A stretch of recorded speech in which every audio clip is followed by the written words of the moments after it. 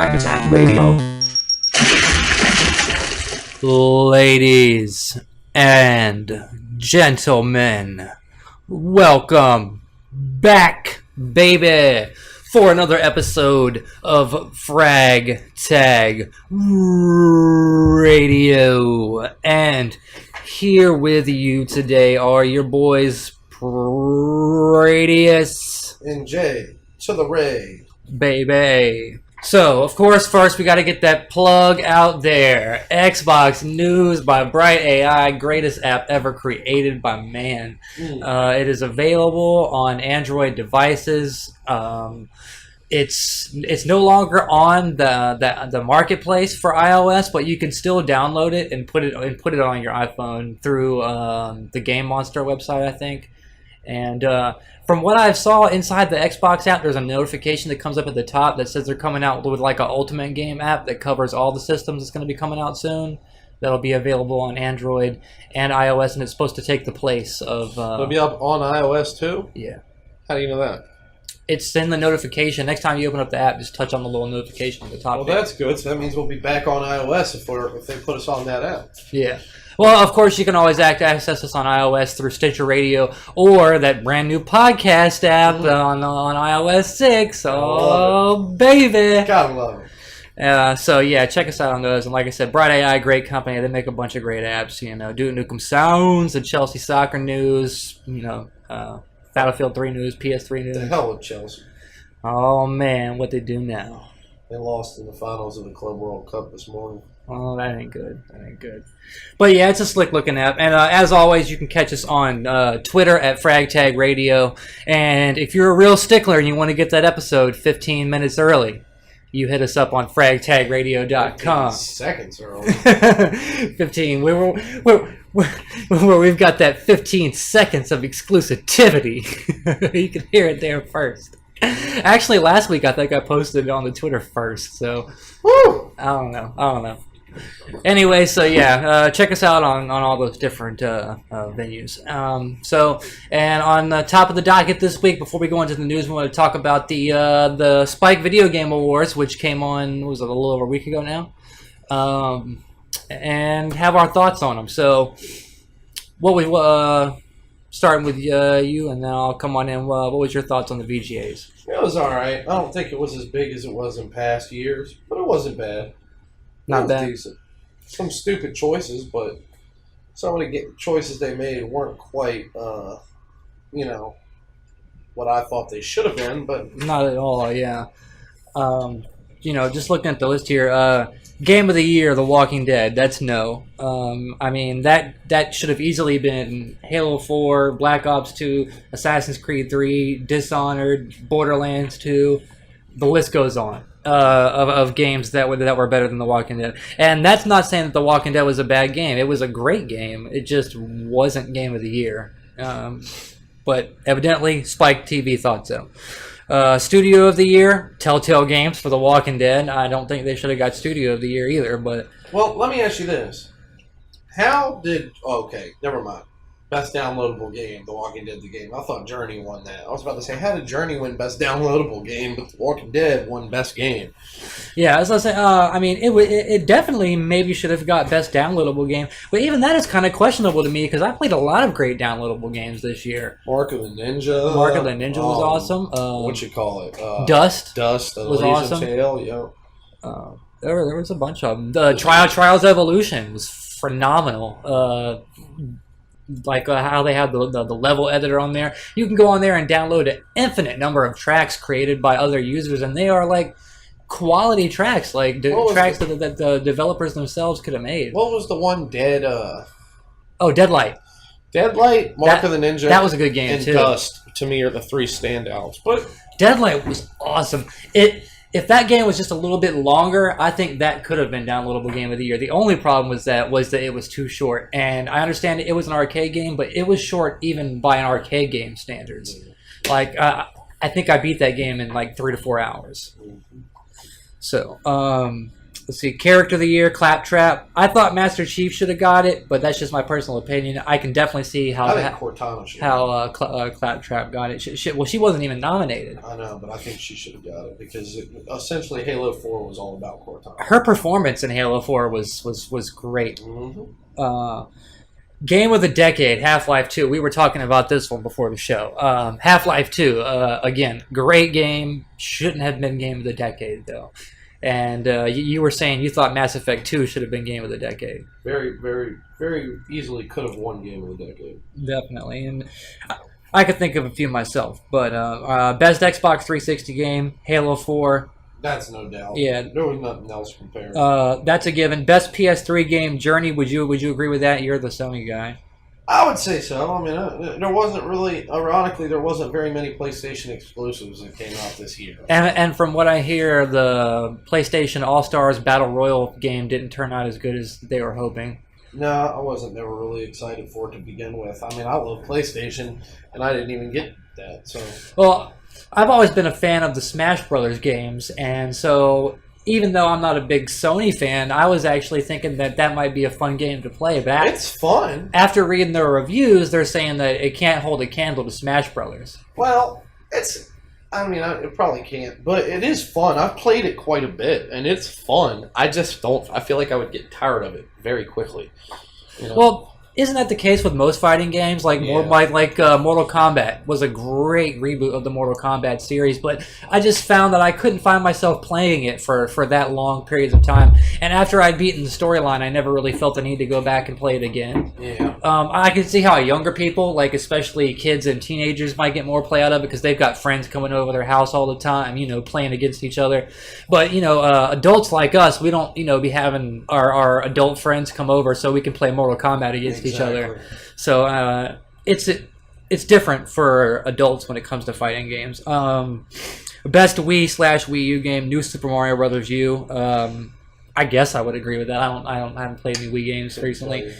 Best PC game, I thought it should have been Diablo 3.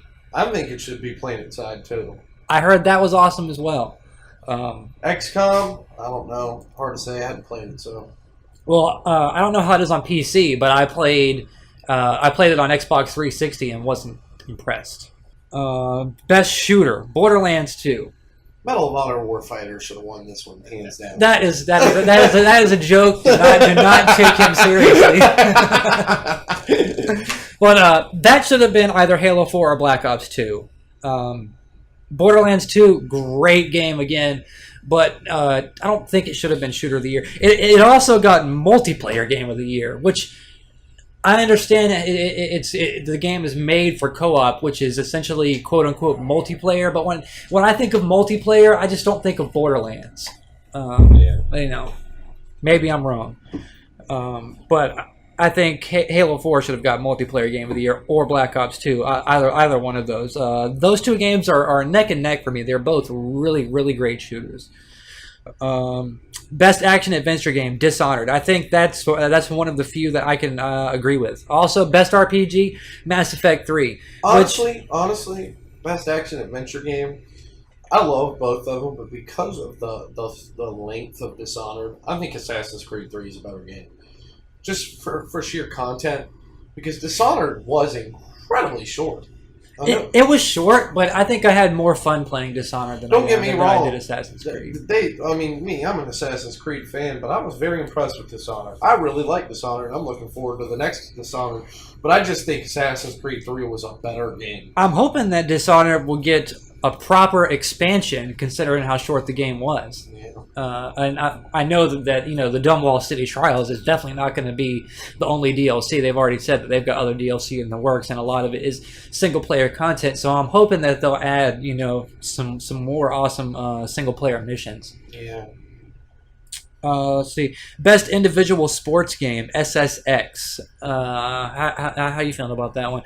Not many individual sports games that came out. So the other nominees were Tiger Woods and WWE 13. WWE 13, maybe. Tiger Woods was okay, but I would actually agree with that. I think SSX was a good choice for them. I probably would have went with WWE 13. Best team sports game, NBA 2K13. Do not agree with that. You think it was Madden? No, I think it was FIFA. I thought they did everything right this year. And I've played them all extensively. I've played them all, so I'm very aware of this subject. And although all of them are very good games, FIFA to me, because NBA 2K13 was Sports Game of the Year last year, deservingly so. But this year they just didn't make the improvements. You know what it was? It was the Beebs. The Beebs pushed it over. Oh. Since the Beebs was in there, that's why. That's why. The difference to me was FIFA made fast improvements. NBA 2K13 kind of got content. Madden was a close third. But best driving game, Need for Speed Most Wanted. I think that should have been Sonic and Sega All-Stars Racing Transformed. I think it should have been Forza Horizon. Yeah. Well, I mean, one of those two. Forza Horizon is definitely a great game. I'm thinking about fun factor, and I just think that I have more fun, like literal fun, playing the Sonic and Sega All-Stars Racing. Best song in the game, Cities by Beck. That is what it is. Best original score, Journey. You played Journey. Did it have a great soundtrack? It did. Best graphics, Halo 4. Now, see, I'm a big Halo 4 fan, and I do think Halo 4 had the best graphics as far as consoles go. But I'm sure there is a PC game that came out this year that probably had better graphics somewhere along the line. Probably so. Best independent game, Journey. Best fighting game, Persona 4 Arena.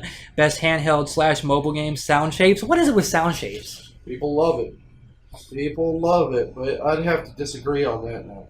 Yeah, I guess, what was it? Mass Effect Infiltrator was this year. I mean, that game was up there for me. Yeah, and what was the Borderlands game that you said was pretty awesome? Yeah, and also The Walking Dead, which came out for cell phones, is out on cell phones now. I mean, there's a lot of good games out for mobile. But Sound Shapes, I guess, is what everybody loves. Yeah, and then also Vice City just came out on iOS and Android recently, and then from what I've heard, it's pretty awesome. I haven't been able to check it out yet. But if it's anything like it was on, PlayStation back in the day, I'm sure it's great. Best performance by a human male, Damon Clark is Handsome Jack in Borderlands 2. I can definitely agree with that one because that was awesome. That dude was hilarious. Yeah. He actually kind of made the story for that game. Like without him, the story would have been lackluster, just like the first Borderlands. I'd have to go Haytham in Assassin's Creed 3. Haytham was He awesome. did have a good voice. He was. Yeah. He performed outstanding, and you know me, I'm a stickler for voice acting. Yeah. But he did a damn good job, I felt like. Yeah, he did. There was no standout like there was with the Joker. And best human female should have been Cortana, not Clementine. I agree with that. Let's see. Best adapted video game, The Walking Dead, the game. I could go with that. Best adapted game from a TV series or movie. Yeah. Best DLC, The Elder Scrolls Dawnguard. They got half of that right. Yeah, because Omega was one of the options, and wouldn't you say Omega would have been better than Dawnguard? Yeah, probably. Yeah, they're pretty close, but yeah, I'd probably say Omega was better. But Dragonborn is my DLC pick of the year. Yeah. Well, it didn't come out in time for the Spike Awards, but it'll definitely be considered for our awards. Best social game, You Don't Know Jack. I've got it on 360. Love that game. And most anticipated game for 2013, Grand Theft Auto 5. Is that your most anticipated game? Either Bioshock Infinite, Tomb Raider, Grand Theft Auto 5 would be one of them, and Dead Space 3. Mine would be Bioshock Infinite and Gears of War Judgment would be my two. Tomb Raider also. That would be my third. Best downloadable game, I would give Mark of the Ninja. Mark of the Ninja? Mm-hmm. Awesome. So, just a quick over. So, last year we gave Xbox 360 Game of the Year to Gears of War 3, PS3 Game of the Year to Uncharted 3. The Wii Game of the Year for us last year was Zelda Skyward Sword. PC was The Witcher 2. Best handheld game was Zelda Ocarina of Time. Best Android iOS game was Infinity Blade 2. RPG, Skyrim. Action RPG was Deus Ex Human Revolution. Best first-person shooter for us last year was Crysis 2. Best third-person shooter, Gears of War 3. Best survival horror, Dead Space 2. Individual sports was Fight Night Champion. Team sports, FIFA 12. And I'm thinking you're probably going to be trying to give FIFA the crown again this year for us. Sandbox action adventure, Batman Arkham City. Action adventure, which sandbox action adventure that might be Assassin's Creed 3 this year. Action adventure Uncharted 3, best remake Halo Combat Evolved Anniversary, best racing Forza Motorsport 4, best fighting Mortal Kombat, best motion / Kinect game Gunstringer, best arcade game was Bastion last year. That was a good game. I haven't played that in a while. I'd like to go back and play it again. It's on iOS. It's on the App Store. I've been playing it on my phone. Best platformer Rayman Origins. I am mad that the new Rayman is only on Wii. I know, me too. Like it should have been on all the systems. Rayman Legends. Yeah. Best DLC last year was a tie between Ram Shadow for Gears 3 and Old World Blues for New Vegas. Best new IP last year was Bulletstorm. I think we can both agree best new IP this year is probably going to be Dishonored. Absolutely. Biggest surprise last year was Shadows of the Damned. Do we have any surprises this year? Dishonored. Yeah, I guess it was a surprise. Till E3, nobody even knew what the hell it was. Yeah, but once I knew what it was, I was kind of expecting it to be a good game, so it wasn't really a surprise for me. I don't know. I mean, you could think of some. I mean, how about Dragon's Dogma? That was a surprise. Yeah. That game was a surprise. But, you know, they're there. You know, you just got to look at for them a little bit. Yeah, definitely. Best graphics was Rage. Best multiplayer Gears 3. Best soundtrack Dragon Age 2 last year. Best character last year was the Joker. Best story Zelda Skyward Sword. Best puzzle Portal 2. Most pure fun was Saints Row the Third last year. We gave Studio of the Year to Epic Games. Best Games on Demand game Resident Evil Code Veronica. Best HD collection the Metal Gear Solid HD collection. Biggest disappointment was Duke Nukem Forever. Booger of the Year was X-Men Destiny. Most overrated game was Catherine. Most underrated was Red Faction Armageddon. Biggest comeback was Sonic with Sonic Generations. And our two most anticipated games for this year were Mass Effect 3 and Alan Wake American Nightmare. And I think I can safely say both of those games turned out awesome. Mm-hmm. So there you have it. We will be doing our second annual Frag Tag Award show on the weekend of the January 6th. When we come back for the new year on our next episode. And Steve-O will definitely be here with us, and we're hoping to have another friend of ours, Matt, join us as well. Dark Souls 2 announced. You're a big Dark Souls fan. Does this have you excited? Trailer was awesome, but, I mean, essentially it was all, you know... CGI, pre-rendered stuff. There was no gameplay footage at all on there. So, but I mean, we know it's going to be awesome. So, you know, not really something that I'm worried about. Although I'm actually excited because they're trying. From what I hear, they're going to make the game a little bit easier, or have not an easy mode, but an easier mode to make it more accessible. And I think they need to do that. Yeah, I think so too. They're really holding themselves back by shutting not doing out a large potential because audience. I know so many people that won't play it because it's too hard. Yeah, you know, and that's a shame because it's actually hard to believe that people have done speed runs of that game. Yeah. Have you seen any of those? It's insane. Yeah, people, you got to know what you're doing in that game. You really do. You've got to know every single. I mean, to speed run through Dark Souls, just to play it. You got to know what you're doing. It's a lot of trial and error. A lot of trial and error. Excuse me. The Phantom Rain. Pain? Yeah, sorry, Pain. The Phantom Pain. This is probably, I guess, the biggest quote-unquote surprise of the VGAs. Looks like it's a Metal Gear Solid game. That's the rumors, and that's what it looks like. The studio kind of has people guessing. Moby Dick Studio. But I don't see any way how this isn't a Metal Gear game because it's straight up copyright infringement if it isn't. Yeah, because the main character has the exact haircut of Snake and he has an eye patch. He's Snake. Quoting Joystick, all we know is it had a bunch of patients being mowed down and blown up in what looks to be a hospital. It ends with a close-up on some dude who had a hook hand and kind of looked like Snake from Metal Gear Solid.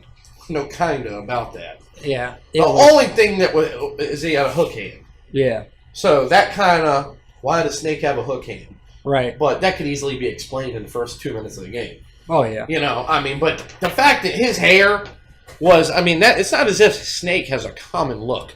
You know what I mean? I mean, it's, I don't know. It is what it is. Tell you what, if it's not a Metal Gear Solid game, I'm not playing it. Oh, yeah? Because they're biters. I hear that. All right, so we don't usually talk about mobile games on the show, but Minecraft is such a big franchise, and this is actually a pretty cool feature. Coming late January, early February, they're going to be adding multiplayer to the mobile version of Minecraft Pocket Edition. I know a lot of kids that I coach at work be playing it.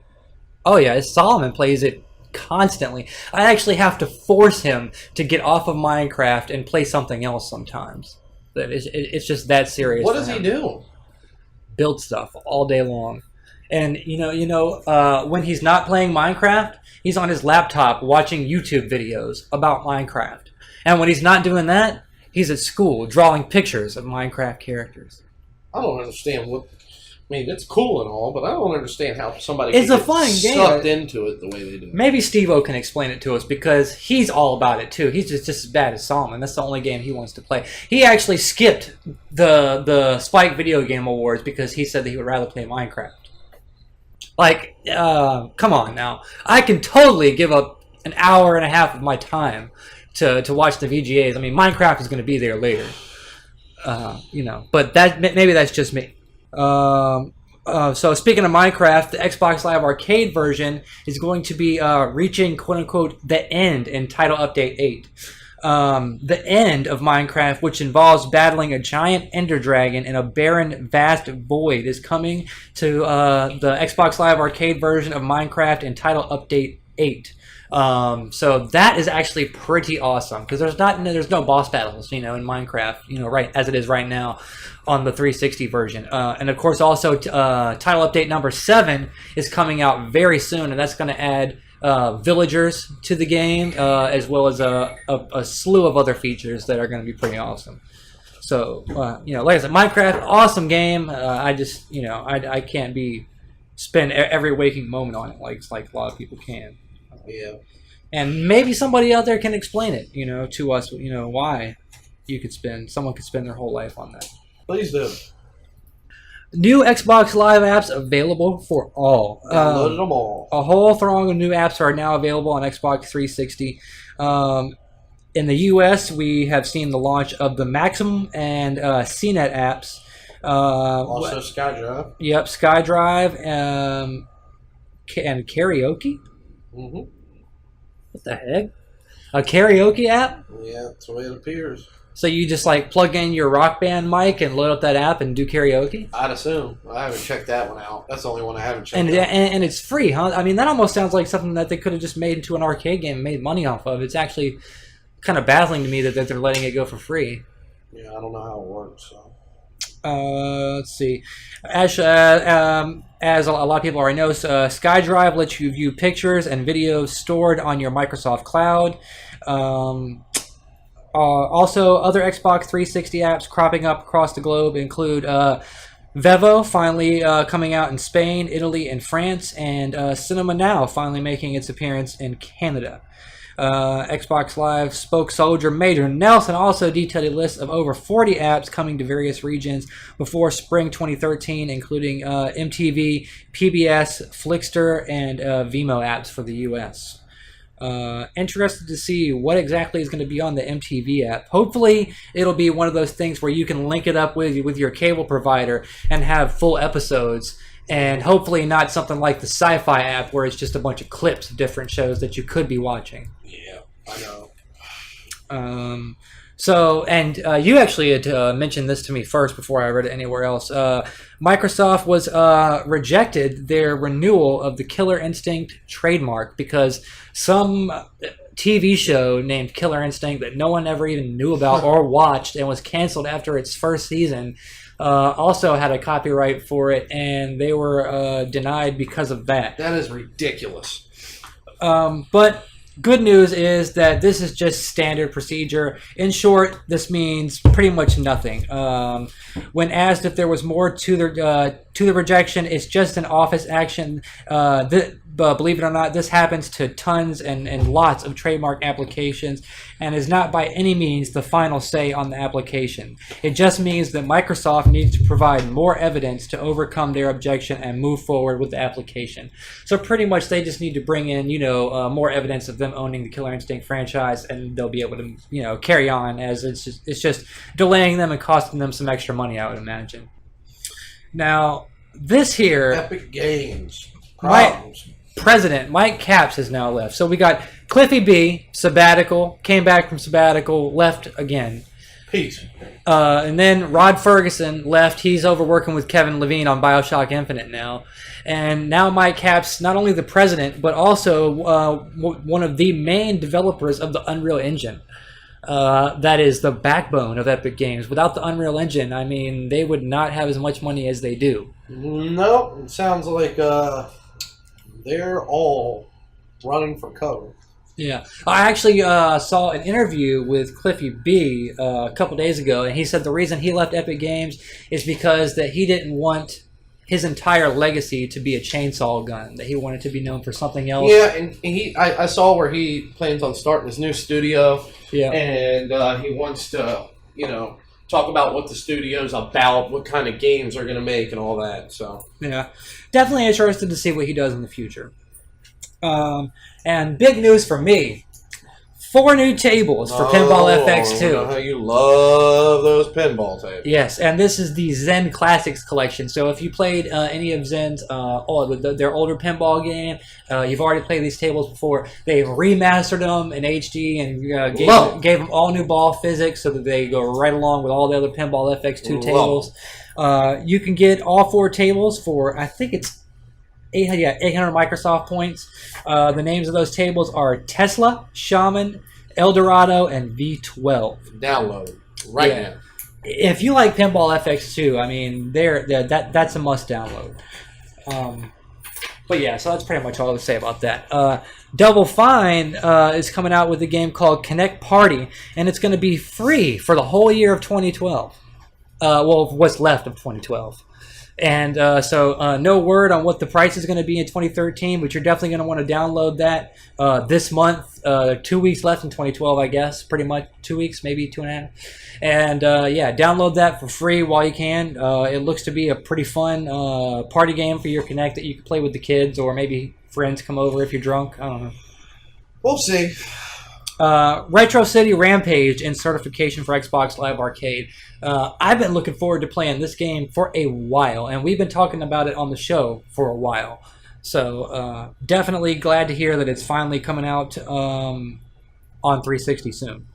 And for those of you who don't know, it is a top-down. I don't know if anyone, any of the old heads out there who might remember the older, the first and second Grand Theft Auto games, where it wasn't like the new ones. It was a top-down type of deal. Top-down money ain't a thing. Yeah, it's like Grand Theft Auto 2, but with Super Nintendo graphics and with a ton of crossovers with characters from a slew of different games. It just looks really cool. PopCap devs. Now this is interesting to me. PopCap is seeking out developers with Frostbite 2 experience for a AAA console game. Huh. Now, traditionally, they've only done mobile games and arcade console games. So Plants vs. Zombies was big. It was, but it wasn't a AAA, console. Not at all. So the fact, and then the Frostbite 2 engine, that's pretty serious business right there. It's going to be, I'm interested to see, what their version of a Frostbite AAA console game is. Who the hell knows? Yeah. Maybe it'll be a first-person Plants vs. Zombies where you play as the plants in the first person and you're shooting down the zombies. Forza Horizon Rally expansion drifts onto Xbox Live Arcade. Forza Horizon's latest bundle of DLC is a Rally Racing expansion pack, and it is available. It'll probably be available by the time you hear this, but it'll be available Tuesday, December 18th for 1,600 Microsoft points. The Rally expansion includes 5 new rally cars, new stages, new online multiplayer events, and even co-driver announcements so you can keep your damn eyes on the road, you lunatic. Anyone who purchased Forza Horizon's $50 season pass will get the rally expansion for free, along with an exclusive 2003 Ford Focus SVT. Under any other circumstances, the 10-year-old Ford Focus isn't really a motivating incentive, but hey, if you're a season pass owner, it's a nice little bonus. ARMA 3 delayed until 2013. For those of you who don't know, this is the game where those 2 developers were over in Greek somewhere doing research for the game, and they thought that they were espionage spies, so they've been arrested and they're in jail right now.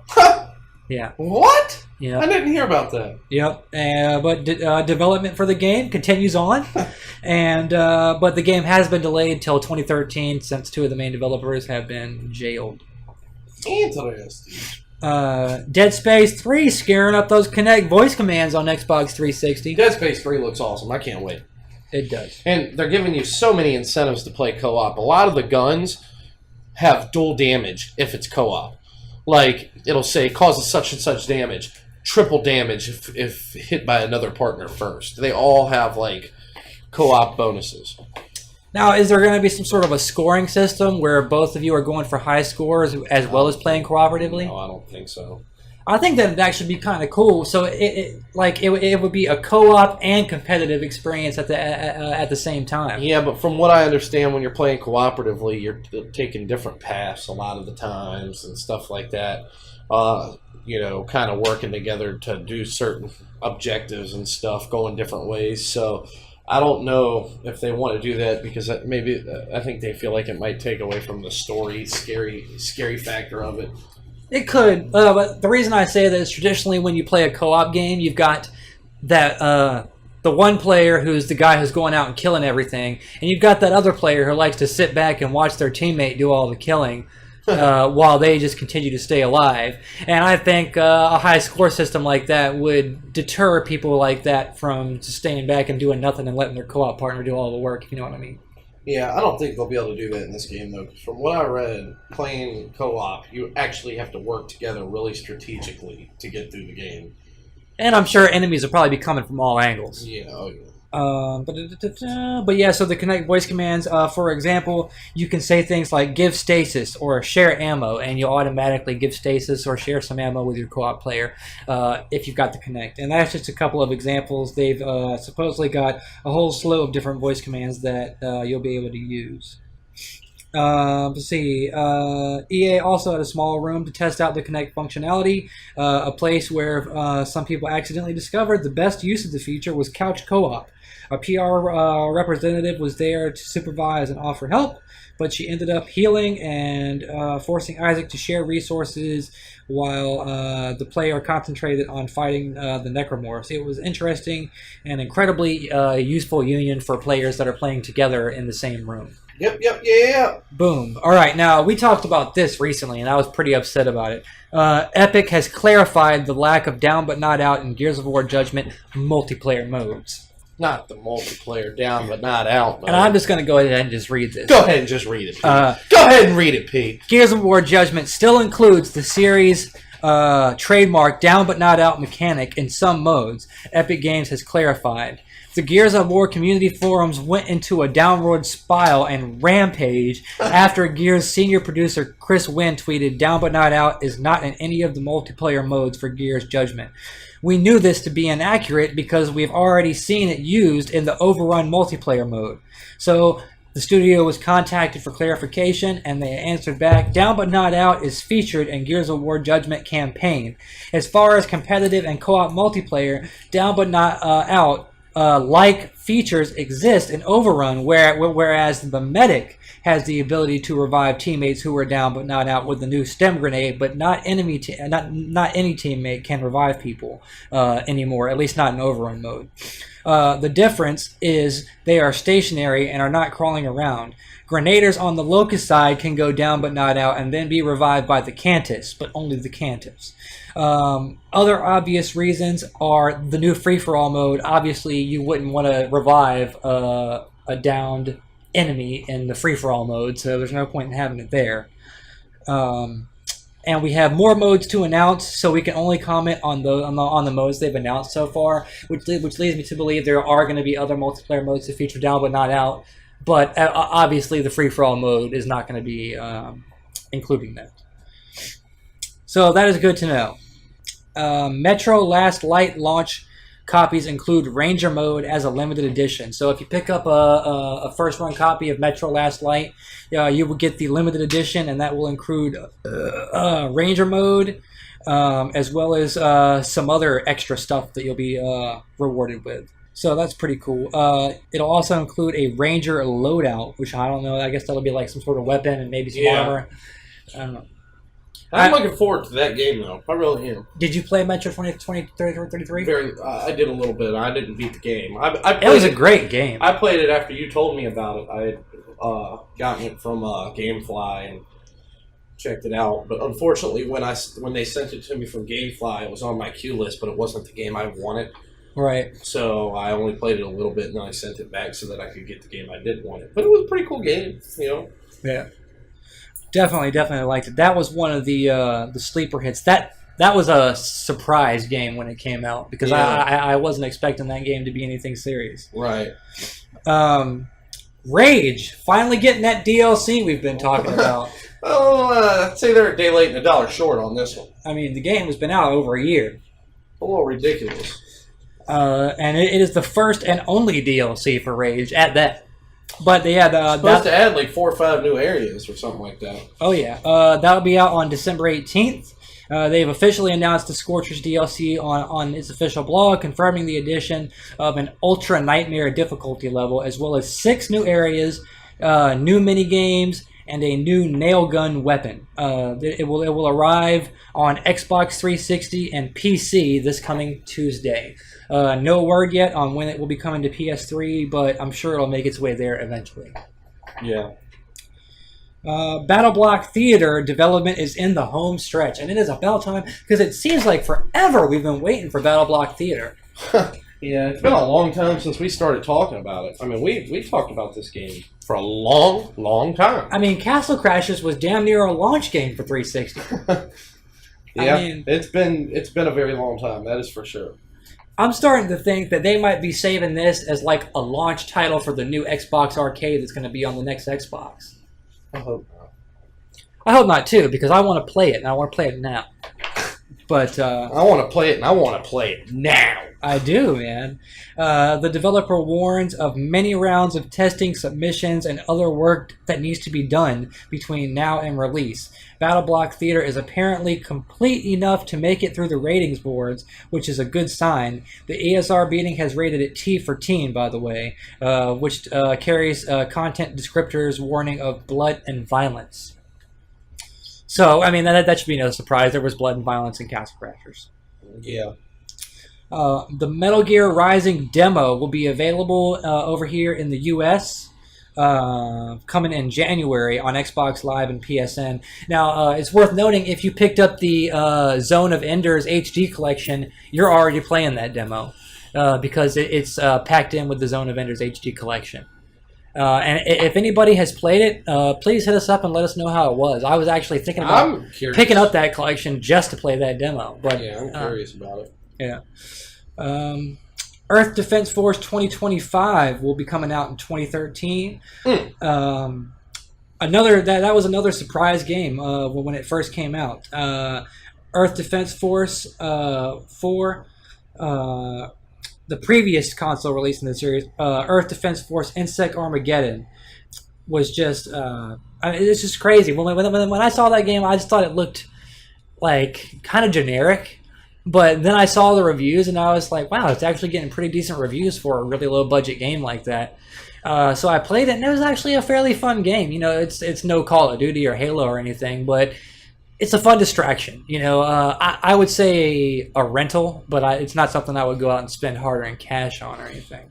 Yeah, they're going back to their roots. The developer that did the original ones is doing it, not Vicious Cycle. Yeah, which is probably a good move.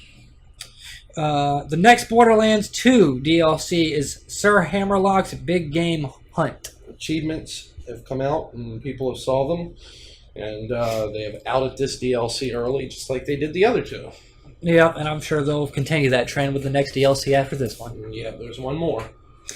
And that'll be all 4 of them. Yes, it will! But Resident Evil 6 multiplayer DLC is dropping on the 18th. They're coming out.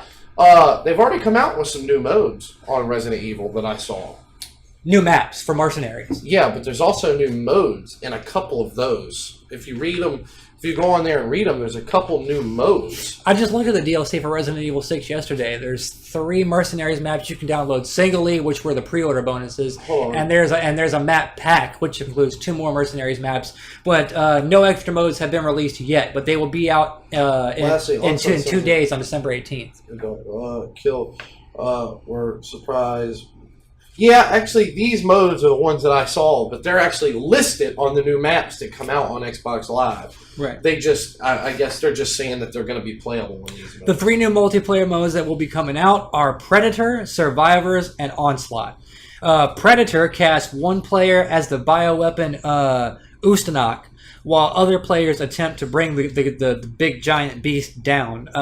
Survivor mode augments regular solo/team versus mode by making failed humans rise against zombies who must chomp on some noggins before being able to respawn as a person. That's almost like some Left 4 Dead type-ish right there. Lastly, Onslaught sounds like a weird combination of Gears of War's Horde mode and Dr. Mario's multiplayer, where 2 players attempt to survive separate waves of enemies with kill combos, sending more zombies to the opponent's side. So almost like Grief mode in Black Ops 2. Mm-hmm. Yeah. Is what that sounds like. Each mode will set you back 320 Microsoft points, $4 if you buy them individually, or you could buy all 3 together for 720 Microsoft points, aka $9 if you buy them as a bundle. Capcom has uploaded some footage of each new mode, so you can check those out on our website or any website on the internet for that matter. And I'm definitely going to be downloading these because I'm a big Resident Evil 6 fan. I know there were some people out there who, didn't give it the greatest reviews of all time, but I thought it was a good game. Also, they are adding the No Hope Left difficulty, and that'll be added for free. And they're also adding co-op to the Ada Wong campaign, which will also be a free addition. Yeah. And this I was telling you about before the show. Hitman HD Trilogy confirmed for January 29th next year in North America, February 1st in Europe. Yeah, you were just talking about that. That'll be Hitman 1, Hitman 2, and Hitman Blood Money. All 3 games together, totally remastered in HD. Achievements have been added to all of them.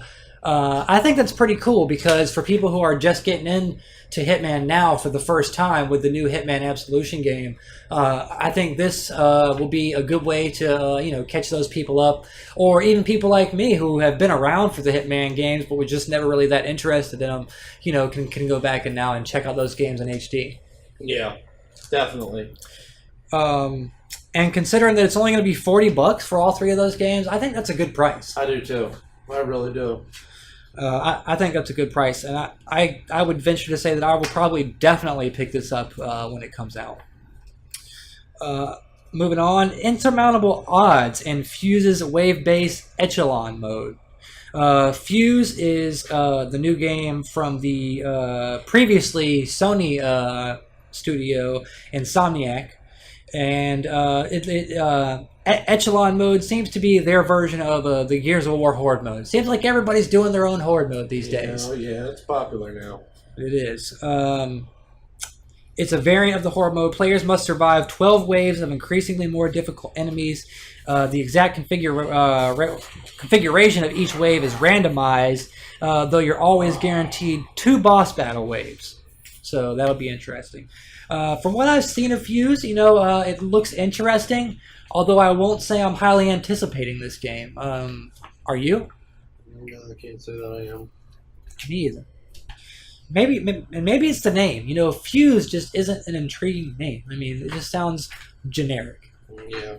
Anyway. Maybe it'll be surprising. New Trials Evolution DLC. They're evoking the Mayan apocalypse on that ass. The second batch of DLC for Trials Evolution headed this coming week, I think. If not this week, next week, because it's definitely going to be in December. titled The Riders of Doom in celebration of the end of the world, according to the Mayan calendars.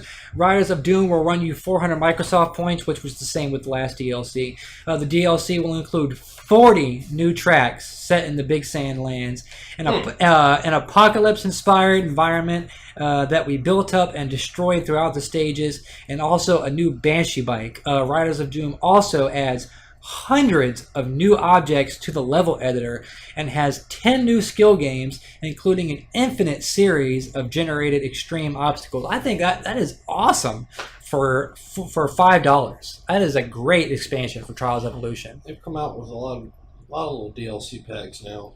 Red Lynx, they just do a great job with not only their games, but with the DLC for them, and with the way they handle their communities. With putting their own little forge mode on Trials Evolution, where the users are making their own content, and the developers are even going on to their own game and making user-generated content for free themselves with their own editor and putting it out there. So just a great studio. I think Red Lynx it could be up there for one of the studios of the year, because they've just done a really good job. Crysis 3, they've announced the release date, coming out over here in North America February 19th and February 22nd overseas in Europe. Yeah, baby.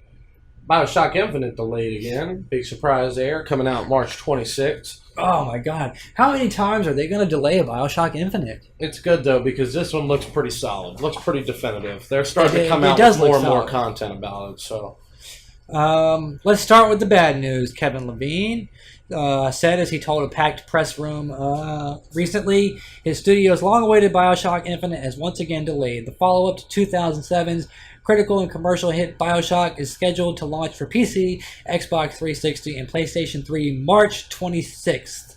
It basically said it would just benefit from a couple extra weeks of polishing. That's fine with me. I don't mind. The game has to be the best game it possibly can be, relaying the team's feeling. Bioshock Infinite would benefit from a few more weeks of polish and bug fixing, according to Levine, and the team is getting that extra month. And in May 2012, the publisher announced Infinite was pushed back to February 26th.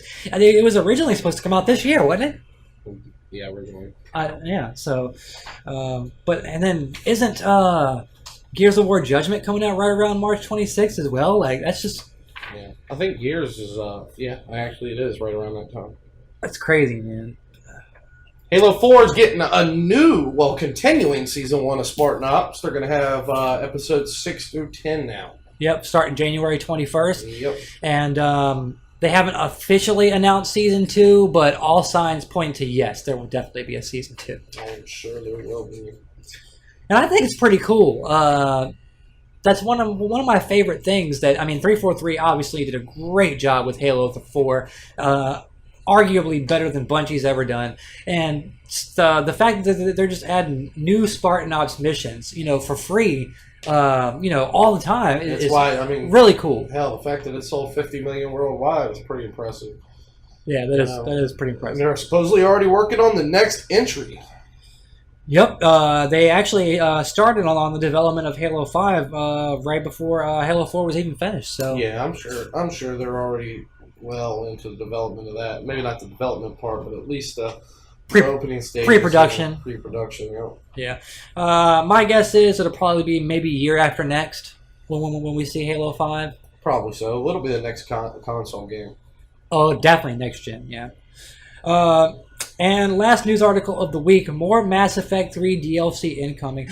Almost every single writer over at BioWare Edmonton is working on this. Yep, they say they want to go out with a bang. They want to end it well, and this will be the last one most likely.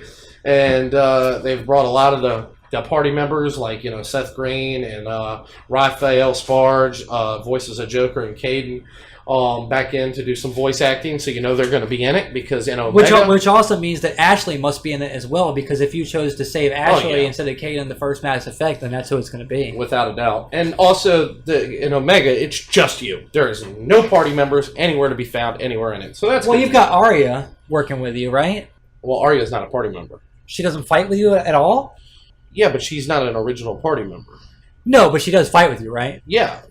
You have two new party, Nyreen and Arya, but none of your party members from before, right? So now, are they just following along with you and fighting with you, or can you actually control them like you can normal party members? You can control them. You can upgrade them, give them upgrade points and all that. Oh, that's cool. That's cool. Yeah. Awesome. So this is supposed to be the biggest Mass Effect expansion that they've ever done. And like I was telling you before the show, I skipped Leviathan because I wanted to wait for Omega so I could play it and have a big experience all at one time. But now that they've announced this, I think I'm gonna wait and I'm gonna just go back and play the whole game again with all these DLCs, and it'll just be like a whole new Mass Effect for me, and it'll be like falling in love with Mass Effect 3 all over again. And I think that's what I'm gonna do. I'll probably play it again at some point myself. Yeah. It's a great game. I mean, the ending was balls, but it was still a great game. Arguably one of the best games this year. But yeah, so that's it for News of the Week. Guardians of Middle-earth. I haven't played it. You said you've checked it out. Yeah. What kind of game is it exactly? A MOBA. Which is multiplayer online, massive multiplayer online battle arena, which is just like Awesome Knots is a MOBA. This is it's a top-down, and you upgrade all your powers. You upgrade your character, fast upgrade system. I mean, you can level them up. Just about any character ever in The Hobbit or Lord of the Rings is in it. And you got to take down the other team's tower, just like you do in most MOBAs. You battle each other. There's secret areas, this big open map. It's cool. I mean, it's nothing spectacular or anything, but it's definitely a cool little game. If you like Lord of the Rings, you'll probably like this. If you like MOBAs, you'll definitely like this. I mean, other than that, it's just a general MOBA type game. How do you feel about them doing a season pass for this game? I mean, because this is the first arcade game to get a season pass. It's got a free-to-play format, which surprises me. They're doing a season pass for it, but I don't know, man. I can see where they could definitely have a lot of maps. What do you mean by free-to-play format since the game costs 1,200 Microsoft points? You can buy, instead of upgrading, you can buy upgrades, like additional characters. So, like, if you just want to skip ahead and don't want to put the work in? Not really that. You can buy additional unlocked characters with more points. And instead of... That almost sounds like a JIP to me. Like you're paying 1,200 points for the game, and then they want you to pay even more money. But you don't have to. You can use your upgrade points to do it too if you want. It's just... Say I wanted Legolas. And... So, kind of like how the multiplayer is in Mass Effect 3, where you can buy the Spectre packs, or you can just play the game and get it, that way. Yeah, similar. Yeah, very similar. I got you. But, yeah, it's good for what it is. If you like MOBAs, it's a pretty cool multiplayer game. I can see how somebody could get lost in it. I'd probably give it somewhere around 3.5, 4 frags. Right on. And you went and saw the Hobbit movie. Tell us about it. Well, without spoiling anything, I would just have to say it's worth seeing. It's good. It's good. It's very, very long. Very long. You said 3 hours? 3 hours. Just under 3 hours. It is long. And, if you've read The Hobbit, don't expect to go see the book that you read, because it's not just The Hobbit. In fact, very little of the first movie is actually The Hobbit book. Most of it is backstory that's not in the book. So, it's not really The Hobbit yet. I mean, of course it is, but it gets into that story. But don't expect to just see what you read in the book, because it's a lot of stuff there that's not actually part of The Hobbit book. But, it's very good, very Lord of the Ring-ish. They definitely went with the same tone that they did Lord of the Rings, rather than go into the children's tone that the original book was made to be. But it was a really good movie. I enjoyed it. So pretty much what you're saying is, when you go see this and you buy that large soda at the movie theater, don't down that puppy in the first 20 minutes, or you'll be going to use the bathroom before the movie's over. Definitely. Take your time on that soda. Take your time on that soda. Nurse that puppy. Nurse it. Awesome.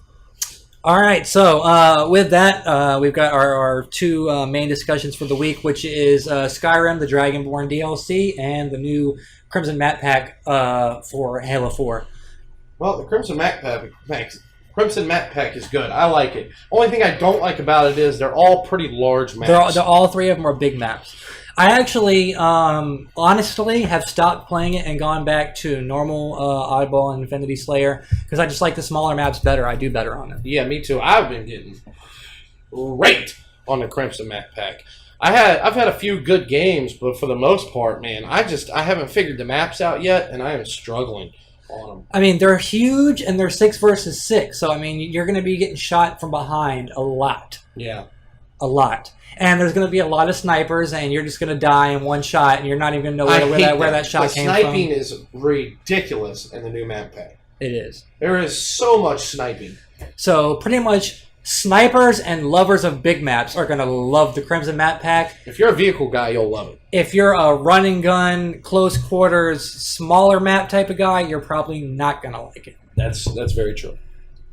But I would say it's definitely a download if you like Halo 4. You got to expand your map. I mean, even though that I'm not big on big maps, they're definitely quality maps. They're set up really well. I like the layouts of them. I like the themes of them. I would say 4 frags for the Crimson Map Pack. I'd go 3.75. Definitely a download. Yeah. And with that, we will go to the big download of the week, which is the Dragonborn DLC. And which is awesome. I've barely scratched the surface, so run it down with us. Dragonborn is essentially a whole new Skyrim expansion. It's not a DLC, it's an expansion where Dawnguard... I was looking at the map for the island, it's huge. Where Dawnguard was a DLC, Skyrim is Dragonborn is an expansion. That, like you said, a whole separate map. Yeah. Don't plan on going to Skyrim, because you're going to go to a whole new map, and the map is huge. And just like when you first started playing Skyrim, you walk around and things pop up on the map. Same thing with Soulshine.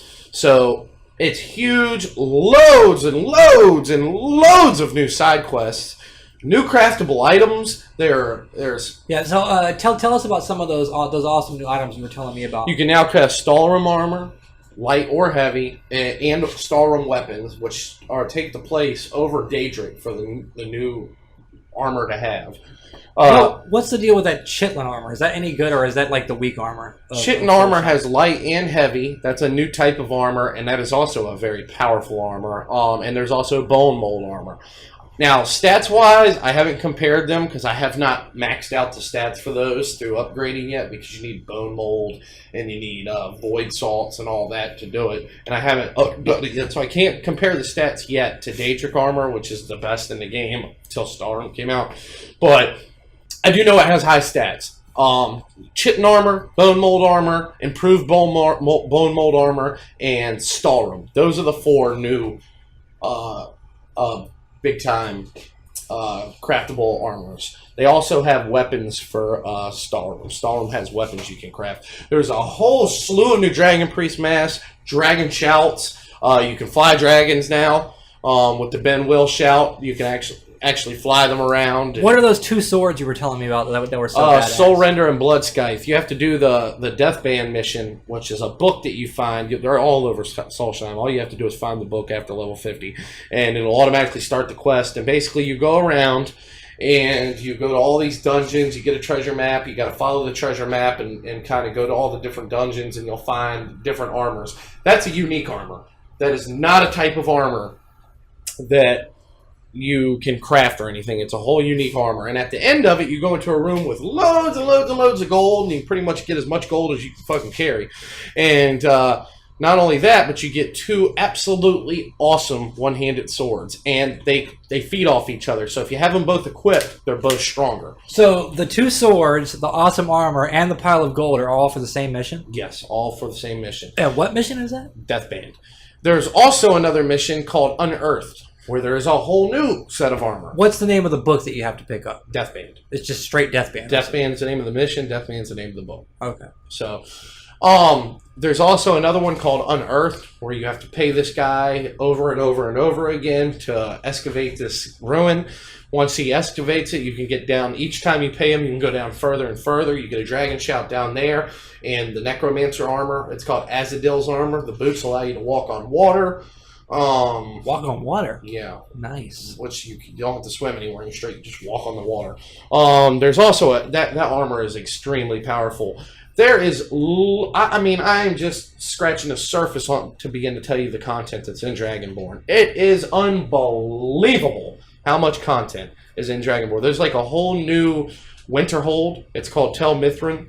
Right. Where you can actually move your way up a ranks of this mage place. I mean, there's just so much. There's werewolf rings. If you play as a werewolf, you can get these rare werewolf rings by doing, missions with the pack of werewolves. I mean, there's just more and more stuff just to get into, and it's definitely worth it.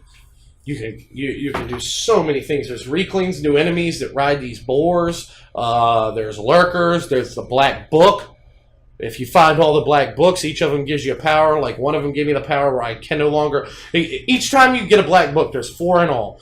Each chapter you read or each black book you get gives you a choice of one of 3 huge powers.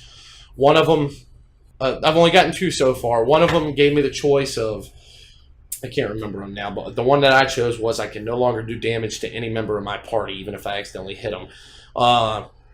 That's the one I chose for that. And then the second one I chose, it's a power. It's like a spell. Kind of, not a spell, but just like Beast Form or a Dragon Shout. It loads to that power, and you can use it once per day, and it refills all your stamina, all your magicka, and all your health. Automatically, boom. I went and got that horse you were telling me about, and I was surprised to see that it's a spell and not a shout. Yeah, it's a spell. Conjuration spell. Yep. I was expecting it to be a shout for some reason. Yeah. Because all my other summoning spells are all shouts. So I was expecting it to be a shout too. So I was surprised to see that it's a spell. Yeah, they also have in the Tel Mithrin realm, they also have the new staff crafter or staff enchanter or whatever. It's like an enchantment enchanting board or whatever, but it's something different. You actually can buy blank staffs now, take it to this machine, put it in there, and make the staff whatever you want.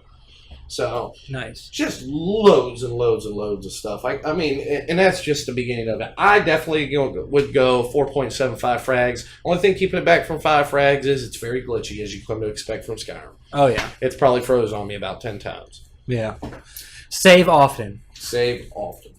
Yeah, definitely. But so we're thinking 5 frags on this DLC. 4.75, 5 frags. That's I'm at 4.75 just solely because of the glitching. Nice. Well, I pretty much agree. Like I said, I've barely scratched the surface, but I'm going to play as much as I can. And that is going to be it for this week's show. We are going to be on hiatus now through Christmas, and we will see y'all after the New Year on the weekend of January 6th. Yes, sir. When we will be doing our Frag Tag Awards for the best games of 2012. Merry Christmas from and Frag Tag Radio. Happy New Year. Frag Tag Radio.